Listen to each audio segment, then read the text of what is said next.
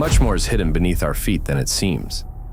Not just Earth, but traces of worlds that disappeared thousands of years ago.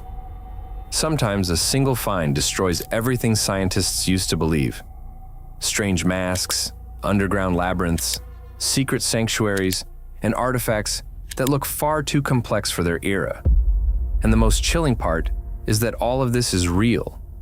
Not myths, not legends, but discoveries that archaeologists truly raised from beneath the ground. Today on TopFacts, the most mysterious underground finds that overturned ideas about the ancient world. Watch until the end. As always, we save the strongest discoveries for last. I wish you an enjoyable viewing. In La Roche-Cotard Cave in the Loire Valley in 1975, the oldest artifacts created by Neanderthals, about 57 to 75,000 years ago, were discovered. Among them stands out the so-called stone mask, whose age is about 70,000 years. If we draw parallels, the appearance of modern humans in this region happened tens of thousands of years later.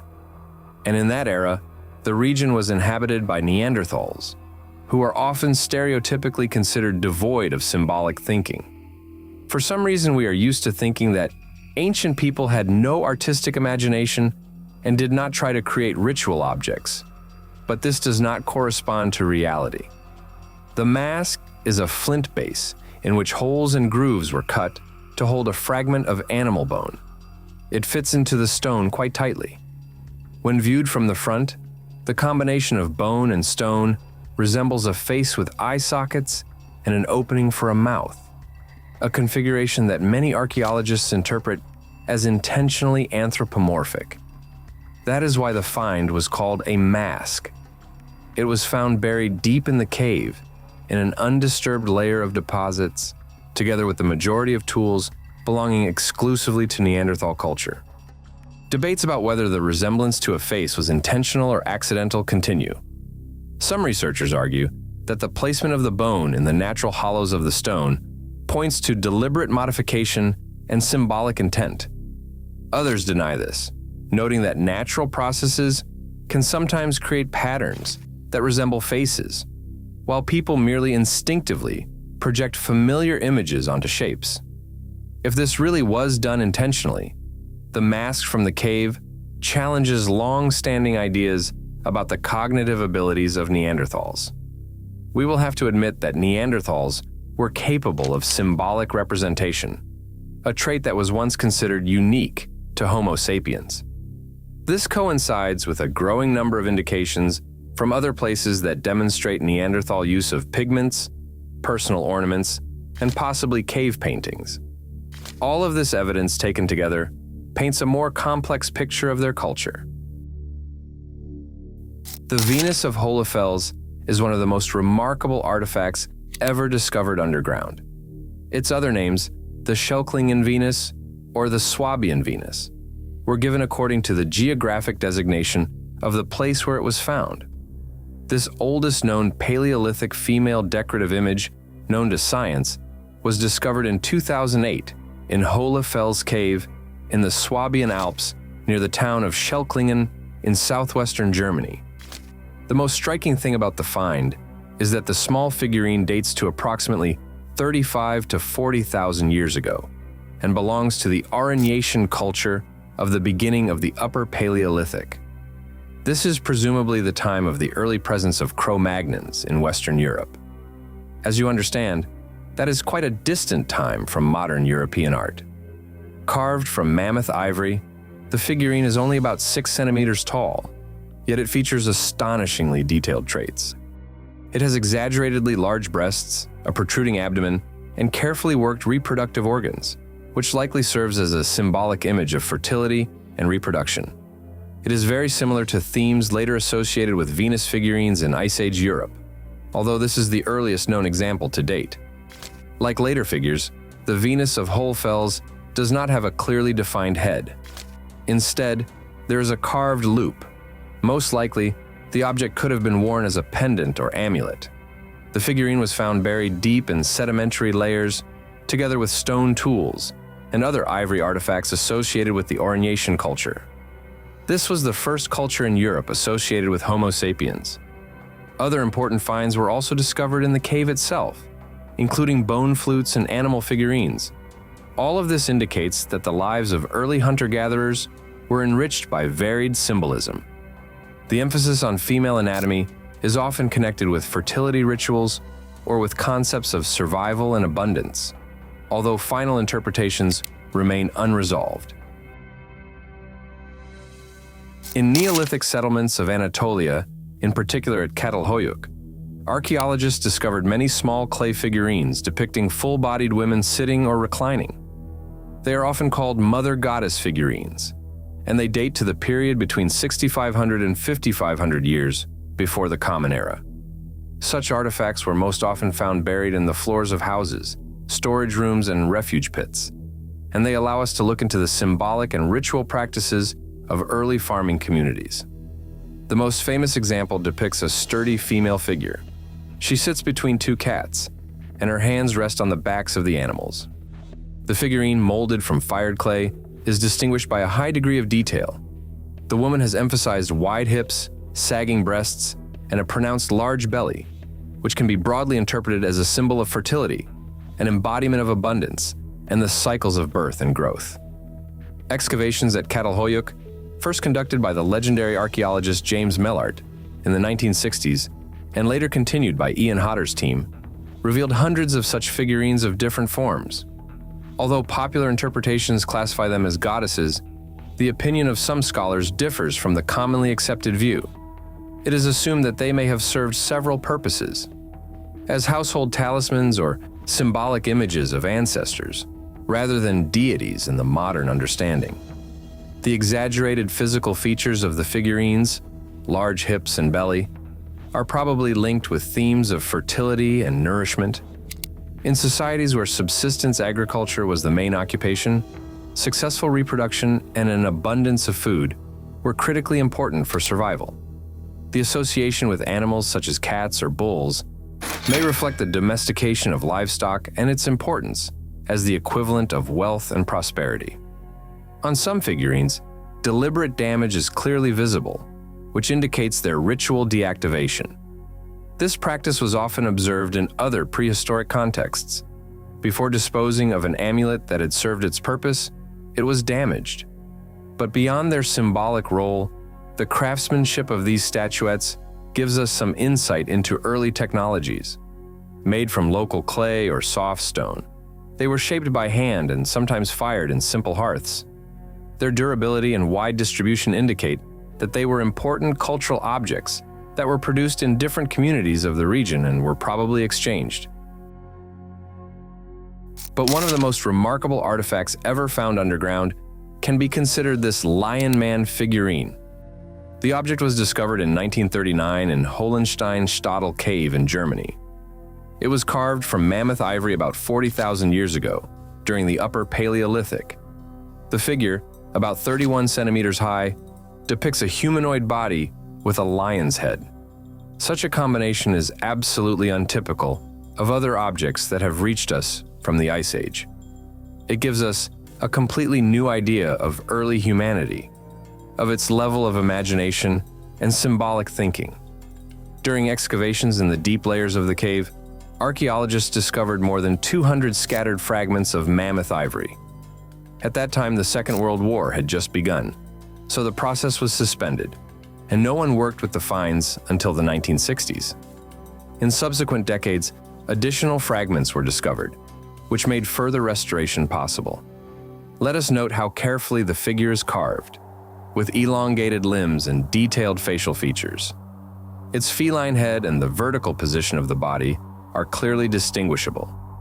The hybrid form suggests that it may have played an important role in spiritual life. It was used for shamanic practices. Anthropologists emphasize that ancient people at that moment already possessed the ability to imagine and visualize beings that did not exist in real nature. Unlike other portable objects of the same period, the Lion Man was found deep in the cave rather than left somewhere in a living area. This implies ceremonial burial rather than everyday use. In the cave, where it was discovered, there were also other important artifacts from the same period, including a flute made from bird bone.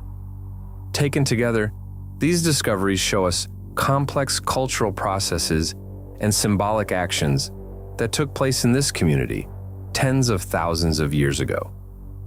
Since then, this region of Germany has been recognized as a UNESCO World Heritage Site for its contribution to the study of early human creativity.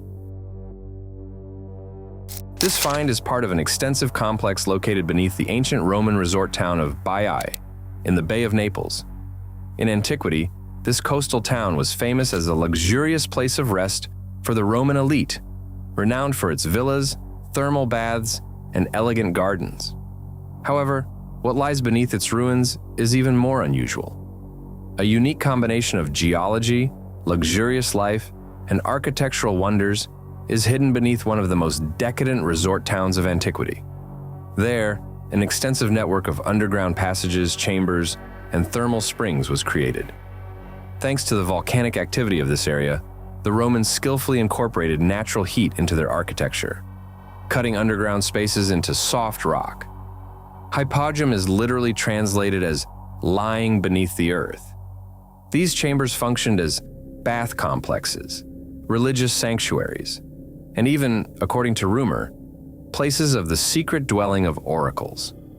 The most famous is the so-called Temple of Mercury, an enormous structure whose design predates the Pantheon and demonstrates the advanced achievements of Roman engineering in the construction of large domes underground. It combined a wellness and spiritual complex. Some zones were intended for therapeutic baths with hot water and steam that was supplied directly from geothermal sources. Other sections contain mosaics and frescoes, which indicates their private use. These spaces also served as secluded places for mysteries and esoteric rituals that were widespread in the cosmopolitan environment during the late Republic and the early Empire. The Romans believed that the waters here possessed healing properties, which made the place attractive not only for leisure, but also for recovery. The underground elements made it possible to maintain the required temperature and ensure privacy, which of course increased the attractiveness of the complex for the Roman aristocracy. Over the centuries, the subsidence of the shoreline and volcanic activity covered most of the bay with layers of ash and water. Today, significant parts of the ancient city, including villas, are underwater. However, another part remains accessible on land and allows a look into Roman underground architecture. The hypogum in the bay is an exceptional example of underground design. It is unlikely that we will find anything similar anywhere else on the planet. Let us look at the ninth wonder of the world, the Longyou Caves in China. The grand complex of 24 artificial underground chambers was carved out about 2,000 years ago in Zhejiang province. Despite the colossal dimensions of 30,000 square meters and the precision of the carving, there is no information in historical documents about their construction or use. For the first time after centuries of oblivion, the caves were discovered in 1992 by local residents. Farmers were draining ponds near the village and found that the water was going much deeper than they could have supposed. Imagine their amazement when they entered massive chambers, carved by hand so deeply beneath the surface. Just imagine a palace of 24 halls cut under a rock and multiply by the square meters. How could such enormous labor have remained unnoticed in historical sources? Each cave is about 30 meters deep, and all the walls are astonishingly smooth, with uniform angles and symmetrical layouts maintained throughout. Supporting pillars are positioned evenly across the entire area, which indicates careful design of the integral structure in order to avoid collapse. But despite the scale and the time that has passed, there are no signs of collapse or unfinished work here. That means the complex was completed and somehow used. Archaeologists attribute the period of their appearance to the ruling Qin or Han dynasties, which falls roughly between 200 years before the Common Era and 200 years of the Common Era. Construction technologies testify to this, but the absence of other evidence is simply bewildering. Their purpose is as mysterious as the fact that there are no signs inside of use, habitation, household objects, or ceremonial elements. Scholars fiercely disagree about what these caves served for, as storage rooms, shelters during natural disasters, or monumental religious projects. The caves remained sealed and flooded for centuries, which allowed them to be preserved beautifully. After they were drained, no inscriptions, frescoes, or any kinds of marks were found in the interiors. You must admit, that is unusual for large underground structures. You probably thought of aliens too just now. I hasten to disappoint you. Uniform chisel marks can clearly be traced on the walls. This means they were carved by hand, rather than with the help of unknown technology. Some researchers believe that such a surface may have had a special aesthetic or symbolic purpose that went beyond simply hollowing out chambers. In antiquity, underground stepwells, or baiolis, combined not only engineering structures for storing water, but also the functions of a temple and a public complex. That is why their designs were distinguished by their scale, and their decoration by intricate carving and ornamentation. The stepwells of Gujarat are some of the most unusual architectural structures ever discovered underground. They look nothing like a utilitarian water reservoir, but rather like carefully planned underground palaces. The most famous of them, the 5-story Adalaj stepwell, is located near Ahmedabad. It has an octagonal shape and is famous for the fusion of Indian and Islamic architectural and decorative styles. The oldest wells trace their history to the 2nd to 4th centuries of the Common Era, and their reconstruction continued right up to the 19th century. Because in the region, large volumes of water arrived only during the monsoon season, only a large reservoir with a system for maintaining water purity could ensure a stable water supply during dry periods. Let us look at the Queen's Stepwell in Patan.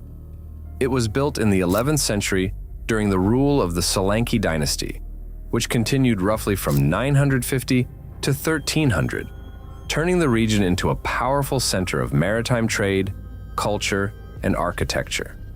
One of the queens ordered the structure to be erected in memory of her husband. This stepwell descends to a depth of more than 20 meters and stretches almost 65 meters in length. It includes a series of 7 terraces on which more than 500 sculptures depicting deities from Hindu mythology, celestial beings, and geometric patterns are skillfully carved. The high quality of the work demonstrates the unsurpassed mastery of the carvers, while cascades of descending stairways were created purely for convenience. By them, one can easily reach the water, which changes level during the year. The well truly preserved coolness inside the structure excellently, so it was much more comfortable to hold social and cultural gatherings within its walls. The filtration system directed rainwater through channels into the wells, minimizing the accumulation of silt. The combination of functional design and decoration gives stepwells their uniqueness, setting them apart from other ancient water management structures. Among the famous Dead Sea Scrolls, discovered in the period from 1947 to 1956, one stood out among the rest. Made of copper rather than parchment or papyrus, the artifact was found in 1952 in a cave near Qumran, and quickly attracted attention because of its unusual material and content. It contains something like a list or a treasure map, with 60 locations where large stocks of gold and silver had supposedly been hidden. Detailed descriptions of the weight of the hoards and their places of storage distinguish this scroll from the other manuscripts found in the Dead Sea region, which predominantly contained biblical texts, hymns, and community rules.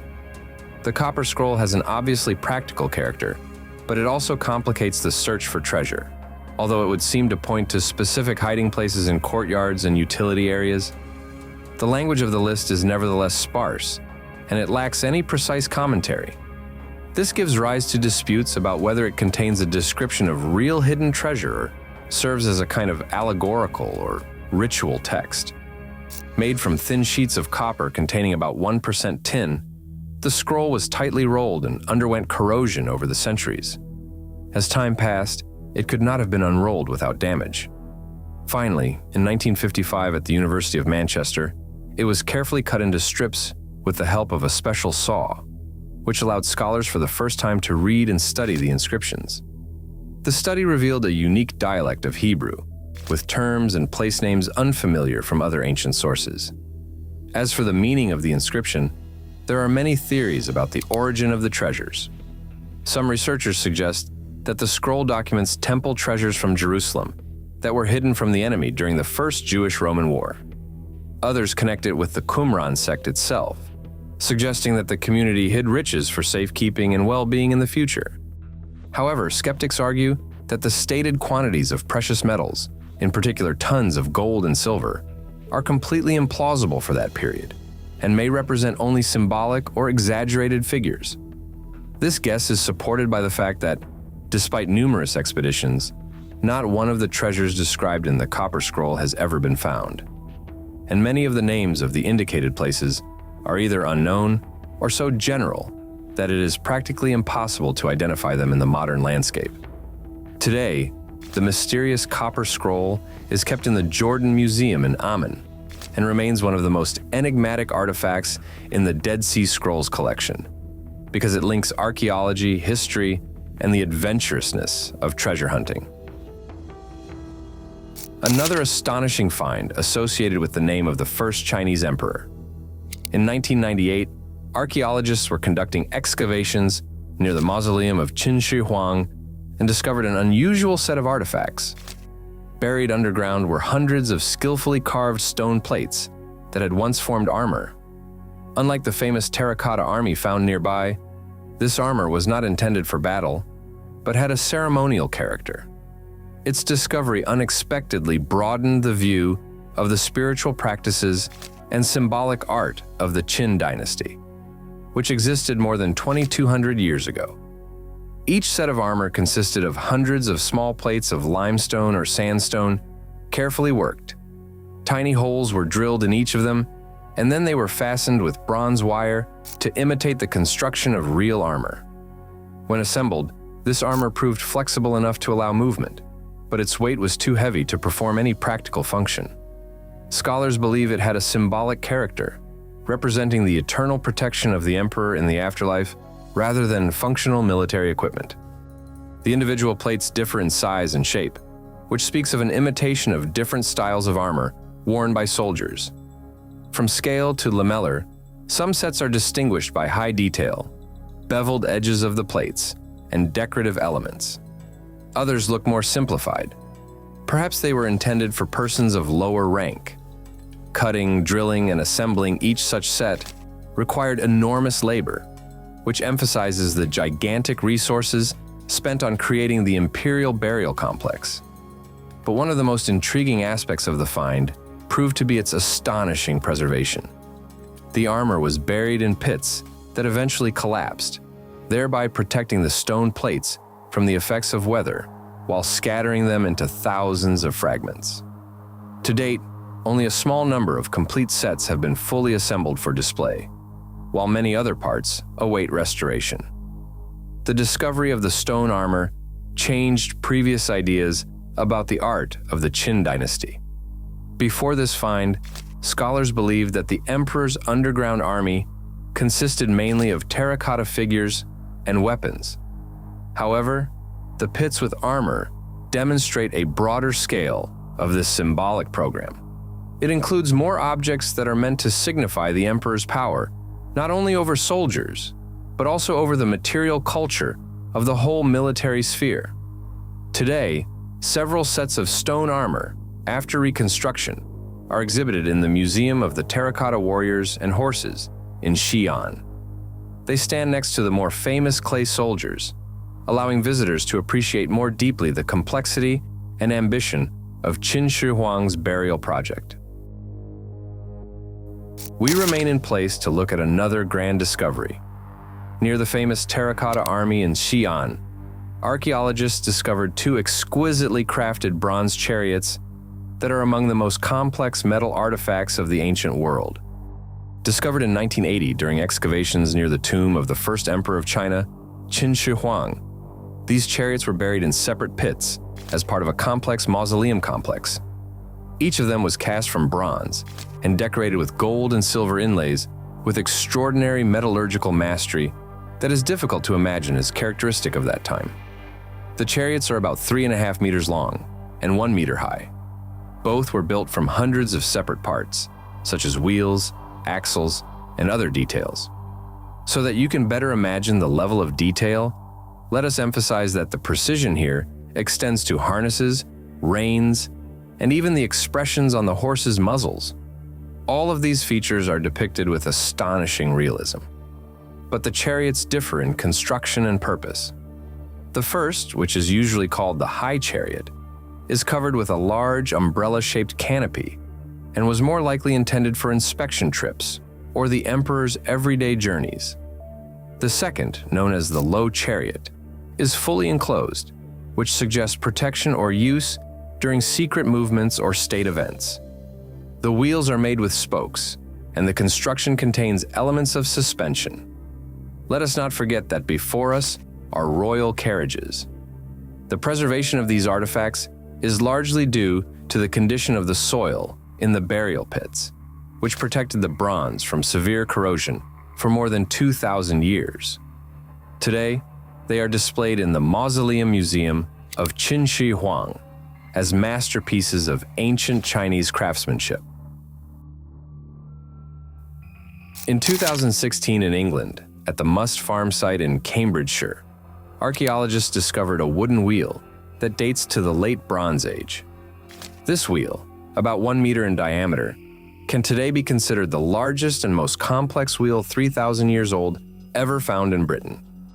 It was preserved extraordinarily well, buried in waterlogged deposits on the edge of an ancient river channel, on a territory often called the British Pompeii.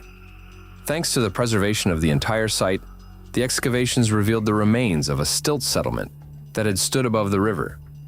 Around 800 years before the Common Era, it was destroyed by fire and collapsed into the water, where mud and silt quickly sealed the debris.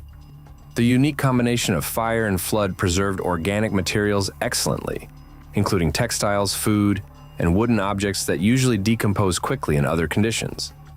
The wheel was found beside wooden planks, ceramics, and the remains of structures. All of this material allowed scholars to look into the everyday life of prehistoric Britain. The wheel was made from planks of solid oak, carefully worked and joined with signs of a central hub to which the axle was attached. Most likely, the wheel was part of a horse-drawn cart, an important technological achievement for that time, which facilitated trade and made it possible to organize transport across marshy terrain. Before this discovery, only smaller wheels of that period were known in the British Isles, and only fragments of them had remained. Therefore, the preservation of this wheel is of great importance, since wooden artifacts decay and rarely reach modern researchers intact. The marshy terrain not only saved the wheel, but also carried to our days the wooden palisades of settlements, log walkways, and even household items such as bowls and textiles. A Bronze Age artifact discovered in 1902 in a bog on the Danish island of Zealand consisted of a bronze horse pulling a large gilded disc on wheels. The statuette dates to about 1,400 years before the Common Era and interprets the movement of the sun across the sky. The Sun Chariot gives us an idea of Scandinavian cosmology and the symbolic significance of sun worship in the Bronze Age. At first, the find was taken for fragments and set aside, but only later was its true meaning identified and recognized. Research also noted the exceptional craftsmanship of the execution. The horse and the disc were made using advanced metalworking techniques, including lost wax casting and gilding, which indicates a high level of technical complexity. Both parts of the object were cast from bronze, while the disc was covered with thin sheets of gold on one side and left smooth on the other. These contrasting surfaces were widely interpreted as an image of the movement of the sun, the gilded side for day and the plain bronze side for night. The Sun Chariot has 6 wheels. 3 beneath the horse and 3 beneath the disc. This construction is symbolic rather than functional. The wheels do not work as practically as children's toys. They merely imply movement in a ceremonial sense. The horse itself, with elongated legs and a slender body, looks typical of Nordic Bronze Age art. Scholars believe that these artifacts reflect a cosmological idea according to which the movement of the sun across the sky was produced by some force resembling a divine horse or chariot. This gives us important evidence about which symbols were central in early European cultures. It is noteworthy that the find was preserved in excellent condition precisely thanks to the bog. The wet soil with a low oxygen content prevented corrosion, thanks to which the details of casting and gilding are still perfectly visible, even after more than 3 millennia spent in the ground. And after the artifact was discovered, the adopted measures of careful handling guaranteed that it could be exhibited for public view without any reconstruction. The deliberate burial of such a skillfully made object in a bog suggests a ritual offering, possibly intended to ensure the continuous movement of the sun or to mark seasonal transitions. This practice of bog sacrifice is thoroughly documented in Northern Europe, where weapons, tools, and even entire boats were deliberately buried in bogs as offerings to deities. In 1939, on the eve of the Second World War, one of the most extraordinary discoveries in Britain was made in a grassy mound in Suffolk, the Sutton Hoo burial ship. This find revealed an Anglo-Saxon burial chamber of the 7th century in which there was an astonishing quantity of treasures, weapons, and ceremonial regalia hidden beneath the earth for more than 300 years. The discovery changed our understanding of England in the early Middle Ages, shifting ideas of the so-called Dark Ages from a period of decline to a period of incredible wealth and refined craftsmanship. The burial is a group of mounds rising above the River Deben. Excavation of the largest mound brought to light the ghostly imprint of a wooden ship 27 meters long. The wooden construction itself had rotted away, but its contours were precisely told by the iron rivets that remained in place, forming the perfect outlines of the vessel in the sandy soil. At the center of the ship was a wooden chamber filled with items of exceptional craftsmanship.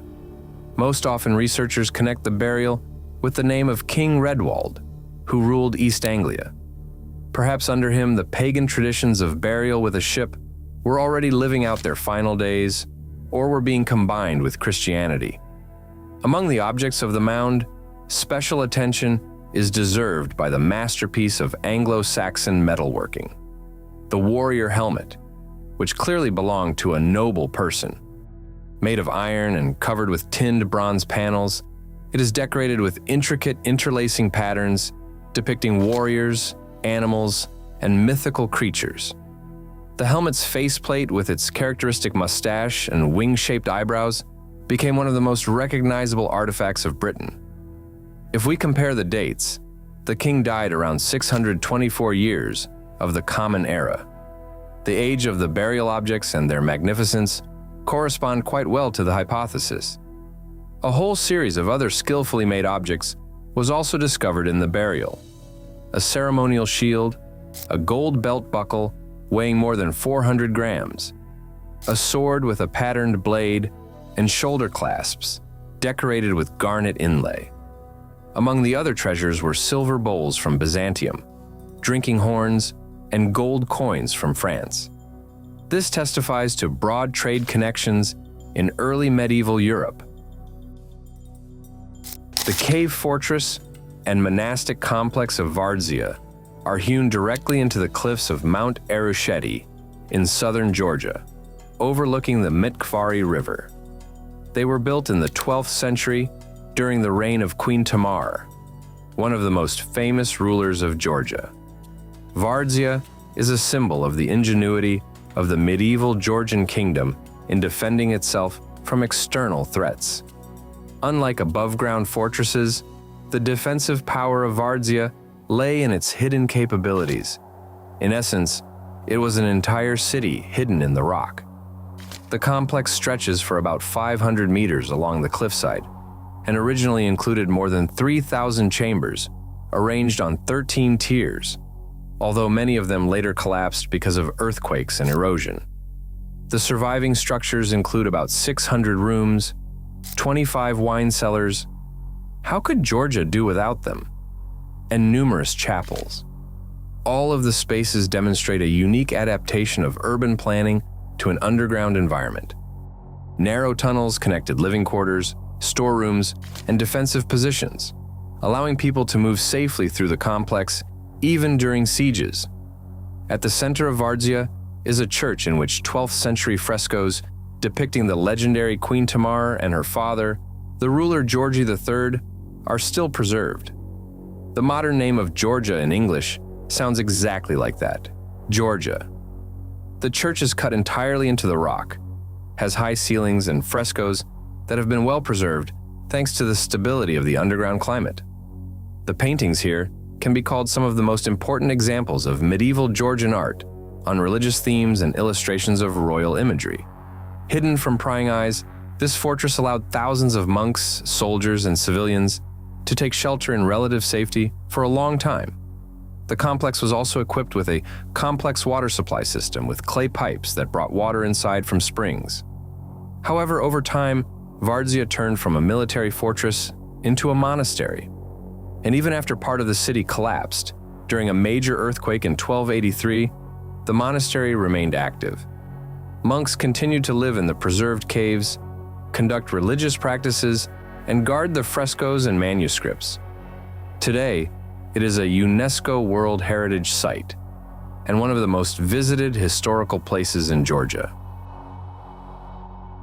At the center of the old temple in Chavin de Huantar in the Peruvian Andes is the so-called Lanzon monolith, a granite stele 4.5 meters high that serves as the central symbol of the Chavin culture, which flourished in the highlands long before the rise of the Inca.